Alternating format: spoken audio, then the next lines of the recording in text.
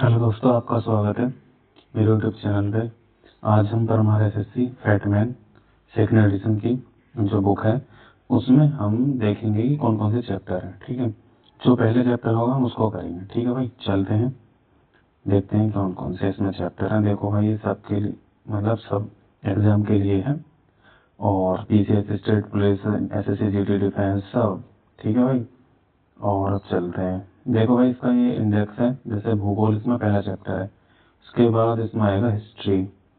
History में भी प्राचीन इतिहास, ठीक है, मध्यकालीन इतिहास, आधुनिक इतिहास, राज्य व्यवस्था। ठीक है, उसके बाद है इसमें अर्थव्यवस्था, जीव विज्ञान, पर्यावरण, भौतिक विज्ञान, स्ट्रेटेजी के। ठीक है, और उसके बाद ये पहला चैप्टर भूगोल।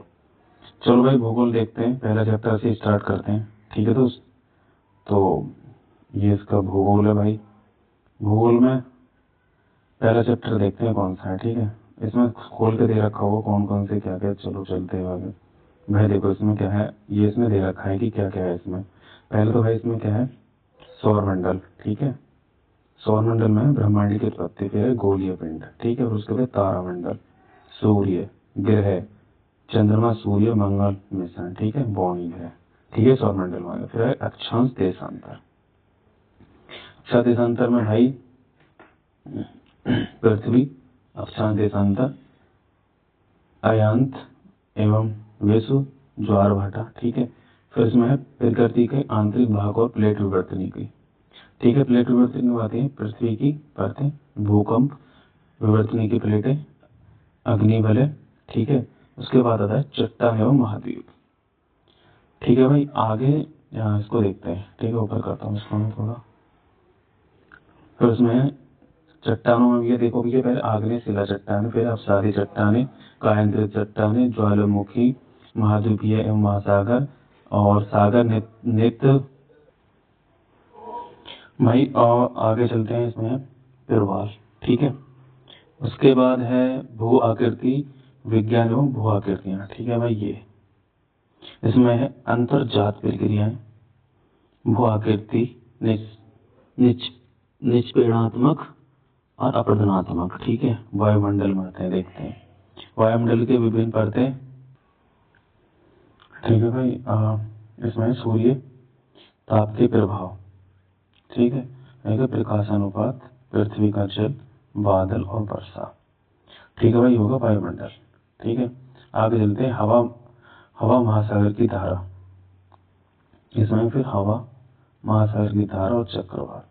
भाई देखो, किसी को गोली तो लगी होगी तो फिर बताना तो पड़ेगा ना कि इसमें क्या क्या है। ठीक है, चलो फिर देखते हैं इसमें हम हवा महासागर की धारा और चक्रवात में ये कहते हैं हवा तथा दबाव में अंतर। फिर है भैया इसका भूविक्षेपी पवन। ठीक है, स्थानीय पवने। ठीक है, चक्रवात। ठीक है, पृथ्वी चक्रवात। ठीक है दोस्त, फिर एक है महासागरीय धारा। ठीक है, इसके बाद है भारत और उसके स्थान। ठीक है, इसमें है भारत, फिर भारत की पर्वतीय सीमा, भारत की तटीय सीमा। ठीक है भाई, फिर है हिमालय।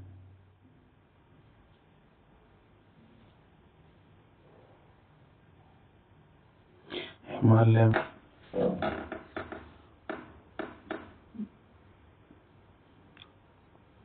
भारत और उसका स्थान। ठीक है, भारत, भारत की स्थलीय सीमा, भारत की तटीय सीमा। ठीक है, उसके बाद आते हैं हिमालय। हिमालय में पर्वत, हिमालय, और भी हिमालय में क्षेत्रीय विभाजन और पर्वतीय दर्रा। ठीक है दोस्त, नेक्स्ट चलते हैं प्रायद्वीपीय पठार। प्रायद्वीपीय पठार में देख सकते हैं, ये प्रायद्वीपीय पठार है। इसमें देख सकते हैं प्रायद्वीपीय पठार, केंद्रीय उच्चभूमि, सतपुड़ा एवं विंध्याचल पर्वतमाला, दक्कन का पठार, पश्चिमी और पूर्वी घाट। ठीक है दोस्त, आगे चलते हैं उत्तरी उत्तरी मैदान और द्वीप। देखो भाई, उत्तरी मैदान और द्वीप। फिर उसके बाद उत्तरी मैदान, भारत के तटीय मैदान, बंदरगाह, द्वीप, अंडमान निकोबार द्वीप, लक्षद्वीप। ठीक है, हिमालय नदी तंत्र। ठीक है, अपवाह प्रतिरूप, भारतीय अपवाह तंत्र, सिंधु नदी तंत्र, गंगा नदी तंत्र, ठीक है, ब्रह्मपुत्र की नदी तंत्र, ठीक है। फिर आते प्रायद्वीपीय नदियाँ, पूर्व की ओर बहने वाली नदियाँ, पश्चिम की ओर बहने वाली नदियाँ, ठीक है। और फिर आते बांध, झील और झरने, ठीक है दोस्त, बांध, झील और झरने, ठीक है। प्रमुख बांध एवं परियोजनाएं, राज्यवार बांध, झरने, राज्यवार झील, ठीक है। फिर उसके बाद मानसून, मानसून भारत में ऋतुएं, लानीनो, अल्नीनो, ठीक है भैया। महाद्वीपीय प्रभाव, कोपेन जलवायु वर्गीकरण, ठीक है। फिर है वन और घास के मैदान, ठीक है, वनस्पति वन, घास के मैदान, ठीक है दोस्त। चलते हैं आगे ऊपर, मिट्टी आएगी भाई, मिट्टी, मिट्टी एवं कृषि, ठीक है, मिट्टी एवं कृषि, मिट्टी, मृदा प्रदान और मृदा संरक्षण, कृषि, कृषि क्रांति, ठीक है। फिर है खनिज, खनिज में देखते हैं भारत में खनिज का वर्ण, ऊर्जा संसाधन, ठीक है। फिर है विश्व, विश्व, ठीक है भाई। फिर आ जाएगा विश्व, विश्व मानचित्र, ठीक है। विश्व मानचित्र में आएगा एशिया, अफ्रीका, उत्तरी अमेरिका, ठीक है दोस्त। फिर है दक्षिणी अमेरिका, फिर है यूरोप, फिर है ओशिनिया, फिर है आर्कटिक एवं अंटार्कटिक, ठीक है दोस्त। फिर अब दोस्त नदियों के किनारे स्थित शहर, ठीक है। फिर है मानव भूगोल, मानव भूगोल में जनसंख्या विवरण, जनसंख्या की संक्रमण मॉडल और बस्तियां, ठीक है। फिर चलते हैं ऊपर, परिवहन, भाई परिवहन में आता है परिवहन, परिवहन, परिवहन में परिवहन के साधन, भूमि परिवहन, जल परिवहन और वायु परिवहन, ठीक है भाई। ये था इसका, इसमें बुक में जो टॉपिक दे रखे हैं उसका विवरण। आइए आगे चलते हैं, इसमें पढ़ेंगे हम पहले ब्रह्मांड की उत्पत्ति, ठीक है दोस्त। ब्रह्मांड की उत्पत्ति में सौरमंडल है, सौरमंडल में चैप्टर है ब्रह्मांड की उत्पत्ति।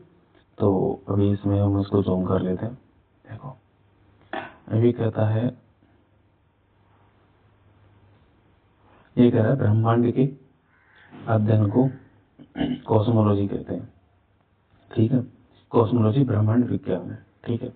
ये कहता है कि ब्रह्मांड में अनेक आकाशगंगाएं हैं तथा प्रत्येक आकाशगंगा में अनेक सौरमंडल होते हैं, ठीक है भाई, ठीक है। विज्ञान की वह शाखा जो खगोलीय पिंडों से संबंधित है, खगोल विज्ञान या एस्ट्रोनॉमी कहते हैं, ठीक है दोस्त। आगे चलते हैं ब्रह्मांड की उत्पत्ति। ब्रह्मांड की उत्पत्ति कैसे हुई इसमें बताया है, देखो थोड़ा और जूम कर लो, 1 सेकेंड, अब सही है, ठीक है दोस्त। चलो चलते हैं, ब्रह्मांड कैसे बना। ब्रह्मांड के अस्तित्व में अनेक विभिन्न सिद्धांत दिए गए हैं, ठीक है, अनेकों सिद्धांत दिए गए हैं। उसमें महाविस्फोटक सिद्धांत है, बिग बैंग सिद्धांत बोलते हैं, ठीक है। महाविस्फोटक सिद्धांत के अनुसार लगभग 13.8 अरब वर्ष पूर्व यानी 13.8 बिलियन ईयर एगो ब्रह्मांड सिमटा हुआ था। इसमें एक विस्फोट के कारण इसमें सिमटा हुआ एक एक कण फैल गया, मतलब इसमें विस्फोट हुआ और फैल गया, जिसके फलस्वरूप ब्रह्मांड की संरचना हुई। बहुत बढ़िया जी। तो भाई महाविस्फोट सिद्धांत जिसे बिग बैंग विस्फोट के नाम से भी जाना जाता है, ठीक है दोस्त। उत्पत्ति 1927 में जॉर्ज लेमेत्र द्वारा दी गई थी और 1931 में प्रकाशित हुई। देखो भाई, जो सर की दूसरी वाली ऑब्जेक्टिव है ना, उसमें इसे साफ दिया गया है कि विस्फोटक जो सिद्धांत है जिसे बिग बैंग विस्फोट के नाम से जाना जाता है, कि उत्पत्ति 1927 में जॉर्ज लेमेत्र द्वारा की गई और 1931 में प्रकाशित की गई। ये वो बाकायदे उसमें उन्होंने क्वेश्चन बना के दे रखा है, जिसको भी बुक लेनी है वो ले सकते हो, ठीक है। नेक्स्ट चलते हैं, ठीक है आगे। तो ब्रह्मांड की तीव्र प्रसार त्वरित विस्तार देखते हैं ब्रह्मांड का, देखो क्या बोलते हैं इसमें, क्या क्या है। अत्यंत गर्म घना एकल बिंदु विस्फोटित हुआ, भाई देखो ये जो घना बिंदु है ना, ये विस्फोटित हुआ, जिसे बिग बैंग बोलते हैं, जिसकी दूरी 0 है, मतलब 0,000 वर्ष है, दूरी को प्रकाश वर्ष मापते हैं तो इसलिए ये है। देखो 380 वर्ष पूर्व क्या हुआ, एक डार्क एजेस यानी अंधकार युग था, 380 पूर्व, 380,000 पूर्व साल है ना, इतना था। और फिर क्या हुआ, 300 मिलियन वर्ष क्या हुआ, पहले तारे प्रकट हुए, 300 मिलियन पहले तारे प्रकट हुए। फिर क्या हुआ, 1 अरब वर्ष क्या हुआ, प्रकाशिक आकाशगंगाएं प्रकट होती हैं, यानी एक अरब वर्ष पूर्व प्रकाशित आकाश गंगाएं प्रकट होती हैं। उसके बाद क्या होता है, आज यानी प्रेजेंट में क्या हुआ कि सौरमंडल का निर्माण हुआ 9 अरब वर्ष पहले, ठीक है, आधुनिक आकाशगंगा और दिस टाइम, इस समय, ठीक है। तो आगे चलते हैं। अब भाई ये आता है एडविन हबल का सिद्धांत। तो भाई एडविन हबल साहब ने क्या बोला, अब इस बार ग्रीन से करते हैं। एडविन हबल सिद्धांत 1929 में दिया था इन्होंने। एडविन हबल ने ब्रह्मांड के विस्तार की परिकल्पना प्रस्तुत की, ठीक है, जिसमें उन्होंने यह प्रदर्शित किया कि आकाश गंगाएं पृथ्वी से दूरी के समानुपाती वेग से दूर जा रही हैं, ठीक है, जिसे अब हबल का नियम कहा जाता है, ठीक है। कहते हैं कि एडविन हबल साहब ने बोला कि विस्तार की परिकल्पनाएं प्रस्तावित की, जिन्होंने यह प्रदर्शित किया कि आकाश गंगाएं पृथ्वी से दूरी के समानुपाती वेग से दूर जा रही हैं, जिसे अब हबल का नियम कहा जाता है। इसे अब हबल का नियम बोलते हैं, पहले एडविन हबल का सिद्धांत बोलते थे, जिससे ब्रह्मांड के निरंतर विस्तार का पहला ठोस अवलोकन संबंधी प्रमाण पत्र हुआ। यानी ब्रह्मांड का विस्तार किस प्रकार हुआ, उसका ठोस अवलोकन प्राप्त हुआ, ठीक है भाई। आगे चलते हैं। अब आते हैं भैया स्थिर अवस्था सिद्धांत। स्थिर अवस्था सिद्धांत में इन्होंने क्या बोला, देखते हैं वो। स्थिर अवस्था सिद्धांत स्टडी स्टेट थ्योरी में बोला कि इसे फ्रेड होयल नाम के एक वैज्ञानिक थे, हरमन बॉन्डी नाम के थे, और थॉमस गोल्ड ने प्रस्तुत किया था, ठीक है। 3 वैज्ञानिक थे, फ्रेड होयल, हरमन बॉन्डी और थॉमस गोल्ड ने प्रस्तुत किया। यह सिद्धांत प्रस्तावित करता है कि ब्रह्मांड लगातार विस्तार कर रहा है, लेकिन इसके औसत गुण में कोई बदलाव नहीं है। उन्होंने बोला कि ब्रह्मांड तो बढ़ रहा है, लेकिन उसके औसत गुण में कोई बदलाव नहीं आया, ठीक है, गुण वैसे के वैसे ही है। बहुत बढ़िया जी।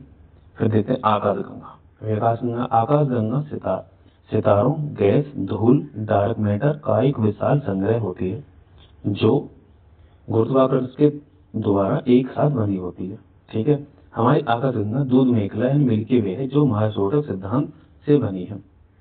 तो भाई इसका क्वेश्चन आता है कि हमारी आकाशगंगा कैसी है, ठीक है, मिल्की वे की तरह है, ठीक है। फिर आगे चलते हैं। अब कहते हैं देवायनी आकाशगंगा मिल्की वे से सबसे नजदीक है। देवायनी जो आकाशगंगा है मिल्की वे से सबसे नजदीक है। अब देखो, हमारा सौरमंडल ओरियन स्पर में स्थित है और आकाशगंगा की एक छोटी सर्पिलाकार भुजा और धनु और पार्सियस भुजाओं के बीच स्थित है। अच्छा, धनु और पार्सियस के बीच में स्थित है हमारी आकाशगंगा, धनु और पार्सियस। कभी क्वेश्चन आए तो भाई ये कर लेना, बाकी मैंने अभी तक इससे क्वेश्चन देखा नहीं है। चलो आगे चलते हैं। सौरमंडल की उत्पत्ति में देखते हैं। सौरमंडल की उत्पत्ति, सौरमंडल का निर्माण 4.6 अरब वर्ष पहले हुआ था, जबकि पृथ्वी की आयु 4.5 अरब वर्ष है, ठीक है। सौरमंडल का निर्माण हो गया था 1.6 अरब वर्ष पहले, जबकि पृथ्वी का 1.5 बिलियन वर्ष पहले हुआ था, ठीक है। आगे देखते हैं सौरमंडल के बारे में। सौरमंडल की उत्पत्ति से संबंधित सिद्धांत, देखो सिद्धांत देखते हैं क्या सिद्धांत बोलते हैं। ये कहते हैं भाई सौरमंडल की उत्पत्ति के सिद्धांत, इसमें हमें पता है कोपरनिकस का सिद्धांत, ठीक है। डी रिवोल्यूशनिप्स हॉर्वियस कोएलेस्टियम, ठीक है। और भाई साहब हेलियो केंद्रित सिद्धांत है, जिसे निकोलस कोपरनिकस ने 1543 में दिया था, ठीक है। दोबारा से बताता हूँ, डी रिवोल्यूशनिप्स हॉर्वियस कोएलेस्टियम ने, ठीक है, हेलियो केंद्रित सिद्धांत है, जिसे निकोलस कोपरनिकस ने 1543 में दिया। इस सिद्धांत के अनुसार सूर्य ब्रह्मांड के केंद्र में स्थित है, ठीक है भाई। सूर्य जो है ब्रह्मांड के केंद्र में स्थित तथा पृथ्वी और अन्य ग्रह इसके चारों ओर परिक्रमा करते हैं। बहुत बढ़िया जी, इन्होंने ये बताया। आगे चलते हैं। निहारिका परिकल्पना, ठीक है, nebular hypothesis.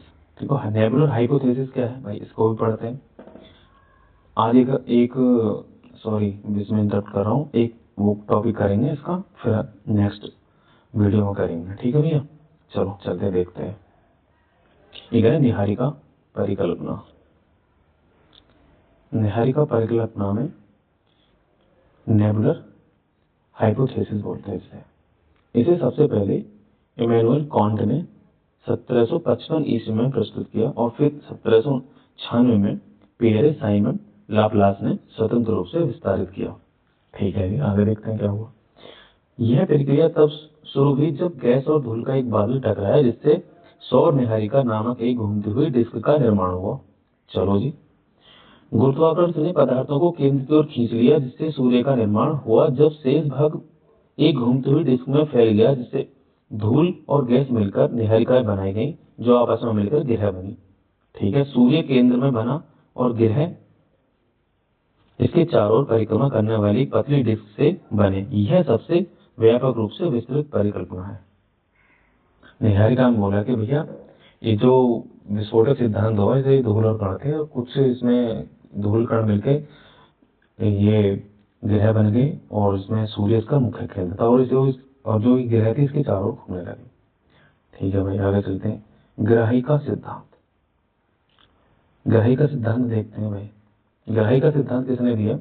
Thomas Crowder Chamberlain और फॉरेस्ट रे मोल्टन ने 1905 में यह निष्कर्ष निकाला कि गुजरता हुआ तारा सूर्य के निकट आया, जिससे उसके गुरुत्वाकर्षण बल के कारण सूर्य के पदार्थ का एक अंश उसकी ओर खिंच गया। इस पदार्थ ने धीरे धीरे ठंडा होकर ग्रहों के निर्माण में योगदान दिया। सही है। द्विधारी परिकल्पना। द्विधारी परिकल्पना क्या है भाई, देखते हैं इसको। इसे H.N. रसेल ने 1937 में प्रस्तावित किया। बहुत बढ़िया जी, आगे देखते हैं। द्विधारी परिकल्पना के अनुसार पृथ्वी और अन्य ग्रह सूर्य के साथ ही तारे के विस्फोट के बाद बचे मलबे से बने थे और यह पदार्थ अंततः मिलकर ग्रह बन गया। अच्छा, मतलब जो सूर्य से टूट कर पदार्थ बने और जो इसके पदार्थों से ग्रह मिलकर बने। ठीक है, आगे चलते हैं भाई। देखो, सूर्य है और सूर्य के बाद में सबसे निकट ग्रह बुध, उसके बाद है शुक्र, उसके बाद है पृथ्वी के बाद में मंगल के बाद भी है बृहस्पति, के बाद है शनि के बाद है अरुण के बाद है नेपच्यून। ठीक है, फिर ये बहुत सारे हैं, जैसे प्लूटो है, एरियन है, होमी है, मैकेओमेगा है। ठीक है, बहुत सारे ग्रह हैं। आगे चलते हैं जिसको बोले।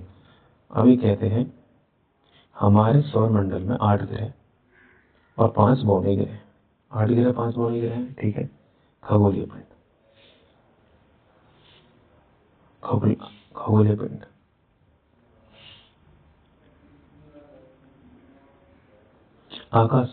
आकाशीय पिंड वे वस्तुएं होती हैं जो अंतरिक्ष में स्थित होती हैं और रात में आकाश में चमकती हैं, जैसे ग्रह, तारे, चंद्रमा, क्षुद्रग्रह, धूमकेतु और आकाशगंगा है। इन्हें निम्नलिखित श्रेणियों में वर्गीकृत किया जाता है। ठीक है, दीप्त वस्तु और अदीप्त वस्तुएं। दीप्त वस्तु वे आकाशीय पिंड जो अपना स्वयं प्रकाश उत्सर्जित करती है, वे दीप्त वस्तुएं कहलाती हैं, जैसे तारे और चंद्रमा। अदीप्त वस्तुएं वे प्रकाशीय पिंड जो अपना स्वयं का प्रकाश उत्सर्जित नहीं करती, जैसे चंद्रमा, धूमकेतु, क्षुद्रग्रह, उल्काएं या उल्कापिंड। ठीक है भाई, ये होगी खगोलीय पिंड। अब आते हैं भाई, अब यहाँ से धूमकेतु मैं अगली वीडियो में यहाँ से स्टार्ट करूँगा। और भाई ऐसे मुझको थोड़ा सब्सक्राइब कर लेना। और भैया नेक्स्ट वीडियो में मिलना भाई। ठीक है दोस्त, तब तक के लिए वीडियो को देखना, सब्सक्राइब करना, अच्छी लगे तो लाइक करना। सबके लिए बाय बाय। नेक्स्ट वीडियो में चलते हैं भाई, धूमकेतु टॉपिक से स्टार्ट करेंगे। ठीक है, तब तक के लिए बाय बाय सभी को।